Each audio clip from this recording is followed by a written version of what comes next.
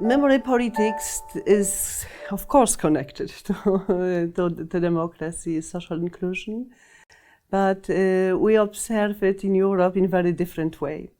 So let me give an example of Poland, where I am from and where I am working for history, contemporary history, World War II history especially, and memory about World War II. And in the time, the post-war period, communistic Poland and the Poland after 1989, there were different ways of memorizing and different way of memory politics. And I would maybe divide it in two very general. If it is a kind of cosmopolitan, democratizing memory, open for dialogue, open for different points of view, which just, memory is also always a construction, but in a dialogue, there will be something of a kind of compromise. This is a one possibility. We have witnesses in Poland and just working on such a kind of policy, especially after 2000, 2004, as Poland joined European Union. But at the same time, more conservative societies in Poland, the conservative parties, right-wing, started to develop a kind of memory politics which can be called antagonistic memory. Antagonistic means that they pretended to say we have been we had been elected by the majority of Polish society. We are the winner of the parliament election. It means we can now decide what kind of memory politics will be taken, will be making in Poland. So it is kind of vision of one side of the political stage. And it is antagonizing memory politics because it is created in who belongs to us, who not belongs to us, but on a very specific vision of national history, and also on very antagonistic relation also to the neighbor of Poland, Germany, Russia. So just to create a strong position of the Polish state. Yeah, but it is very controversial. Of course, at least a half of Polish society doesn't support such a way of memory politics, but it is what now happened since 2015 in Poland. But I would say at the same time, because we have already in Poland strong tradition of civil society, of grassroots movement, yeah. So even if the power of government is in the hand of one party or just a conservative wing of Polish political stage, still there is a very strong movement, also opposition, but in case of dealing with history, a lot of activity is taken by social society movements, by grassroots movements. So people recognize, even if I do not agree with this national memory politics, I still can do my thing in my region, in my town, and just to try influence my group, my neighbors, and so on. And it is something very, very value, because still we do not have any censorship in Poland or any consequence. The only consequence are that such a project which are in opposite of this national view of history and memory, who are in opposite, they have problems to get some financial support from the state, yes, because state decided who is going to be supported financially. So they have to look for financing in the different places.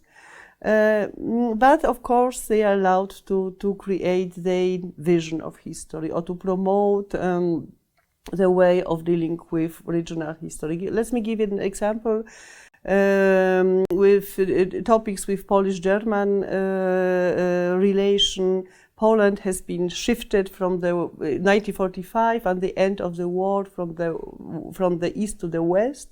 So Poland lose territories in the east and receive territories from Germany in the west.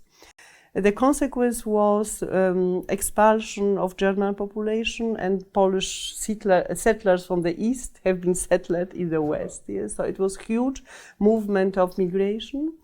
And of course, a very difficult situation for both countries, because during the communistic time we had really difficult relations. Germans wanted to get the territory back. Yeah, Poles were afraid that Germans will come back.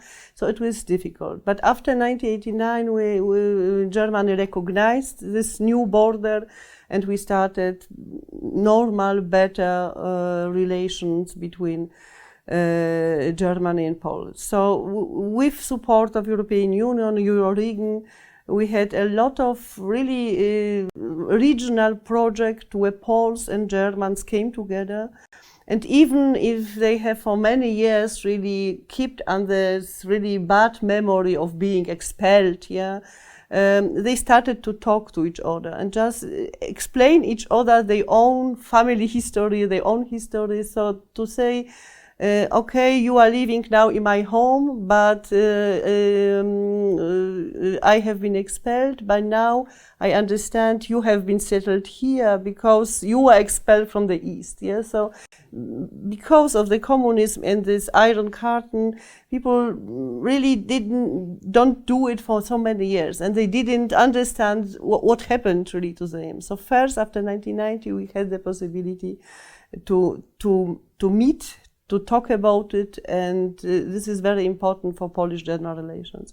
Unfortunately, after 2015, the conservative government in Poland started again a kind of aggressive politics to Germany. Just one of the most important points was demanding for reparation. Just to, they say, of course, there is a lot of misunderstanding on the German side. They don't know so much about Polish history, what happened to Polish citizens after, during World War II. Only the history of Holocaust is well known, but not so much what happened to non-Jewish population on Polish territory.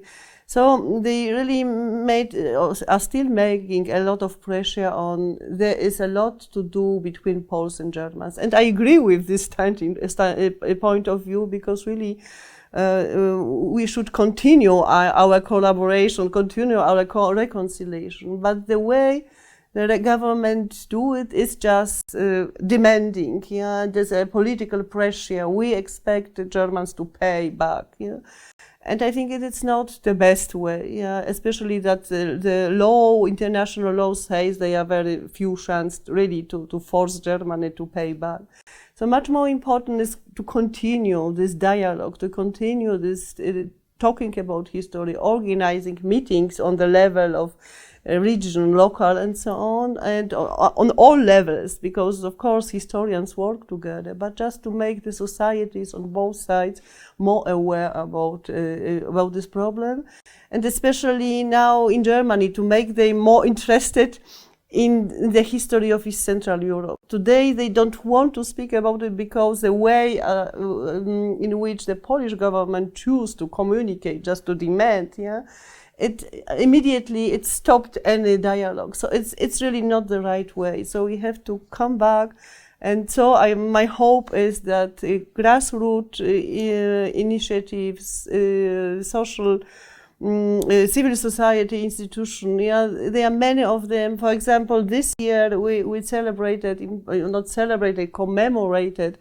the 80th anniversary of deportation to ghettos, from ghettos to concentration camps in Treblinka, Sobibor, Auschwitz. So just in 1942, this huge deportation started. So we have this year this 80th anniversary, and it was also in hundreds of small towns, villages. citizen organize events to commemorate those who has been forced to leave their homes, who have been brought to ghettos and mostly murdered here. So this is just a very important movement for bottom, and it gives me also some hope that on the one side, national, populistic, conservative politicians who try to make pressure on the whole society, and on the other side, part of the society. Of course, one part of the Polish society support the Conservative Party, but there are also others who try to do it in a different way. And I can also hope that they will be able to continue their work in the future, and with the next election next year, the situation will change, that we will have much more this cosmopolitan, much more democratic memory politics, and not so much this antagonistic memory politics. Thank you.